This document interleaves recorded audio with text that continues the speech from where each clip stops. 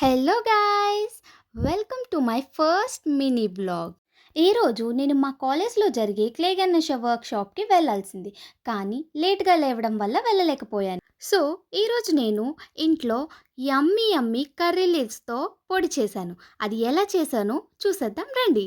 ఇది మా గార్డెన్‌లో మాకు చాలా కర్రీ లీవ్స్ ప్లాంట్స్ ఉన్నాయి. సో, ఈ కర్రీ లీవ్స్ ప్లాంట్స్ నుంచి లీవ్స్‌ని కలెక్ట్ చేసుకుందాం. కరివేపాకు పొడి అనేది హెల్త్‌కి చాలా యూస్‌ఫుల్.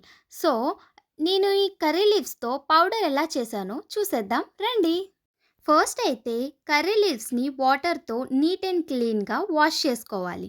ఆ తరువాత వాటర్ అంతా డ్రైన్ చేసేసి అవి ఒక క్లాత్ తీసుకొని ఆ క్లాత్ పైన డ్రై చేసుకోవాలి. ఇప్పుడు ఈ కర్రీ లీవ్స్‌ని ఈవెన్‌గా క్లాత్‌పై స్ప్రెడ్ చేసి వదిలేసాను. ఆ కర్రీ లీవ్స్ మొత్తం వాటర్ అంతా స్ట్రెయిన్ అయ్యి డ్రై అయ్యే వరకు నేను ఇలా వెయిట్ చేస్తూ ఉంటా. ది మోస్ట్ అన్‌లక్కీ పర్సన్ అంటే నేనే. నా నెయిల్ బ్రేక్ అయ్యి బ్లడ్ అయితే వచ్చేస్తుంది. నాకు ఇంట్లో చేసిన కర్రీ నచ్చలేదని మా అమ్మమ్మ యమ్మీ యమ్మీగా నాకు ఆవిడకొచ్చిన స్నాక్ ఏదో చేసి పెట్టేశారు. నేను అది తినేసి కర్రీ లీవ్స్ డ్రై అయ్యలేదో చూడ్డానికి వెళ్ళా. సో, ఈవినింగ్ 5 అవుతుంది. ఇంకా కర్రీ లీవ్స్ డ్రై అవ్వలేదు. అంతవరకు టైం వేస్ట్ చేయకుండా మిగతా ఇంగ్రీడియెంట్స్‌ని ఆయిల్‌లో వేసి ఫ్రై చేసేద్దాం రండి. ఒక పాన్ అయితే తీసుకొని దాంట్లో ఆయిల్ వేసుకొని వన్ ఆఫ్టర్ ది అదర్ అన్ని ఇంగ్రీడియెంట్స్ వేసి ఫ్రై చేసుకోవాలి. ఈలోపు మనం రెడీగా పెట్టుకున్న కర్రీ లీవ్స్ కూడా డ్రై అయిపోయాయి. సో, ప్యాన్‌లో ఆయిల్ వేసి కర్రీ లీవ్స్ అందులో ఫ్రై చేసేయండి.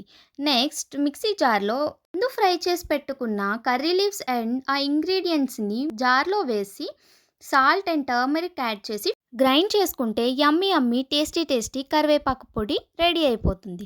ఇది నేను టేస్ట్ చేశాను. చాలా అంటే చాలా యమ్మీగా ఉంది. సో, నెక్స్ట్ వ్లాగ్‌తో మళ్ళీ కలుద్దాం. Until then tata bye bye. See you again.